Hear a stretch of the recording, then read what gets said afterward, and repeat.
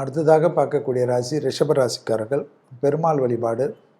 கோவிந்தநாமாவளி சொல்வது,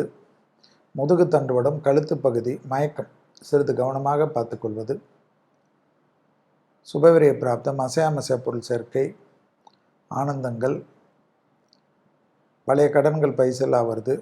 தேக ஆரோக்கியத்தில் ரொம்ப நாட்களாக இருந்த தொந்தரவுகள் தீர்வது, நல்ல ஆசான்கள் கிடைப்பது, நல்ல மருத்துவர் கிடைப்பது,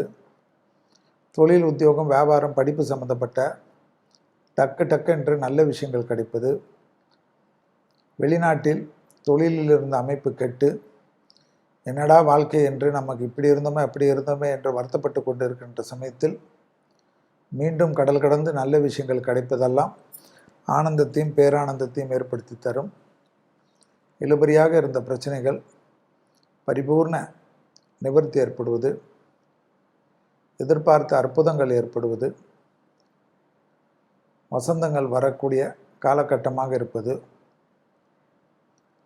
குழந்தைகள் விஷயத்தில் காணப்பட்ட இந்த சிக்கல்கள் தீர்வது, சுபகாரிய தடைகள் நிவர்த்தி ஏற்படுவது, வார்த்தைகளில் மட்டும் கொஞ்சம் கவனமாக கையாள்வது, வார்த்தைகளில் இழுபறியாக எந்த வார்த்தைகளையும் பேசாமல் இருப்பது நன்மையும் சந்தோஷத்தையும் ஏற்படுத்தக்கூடிய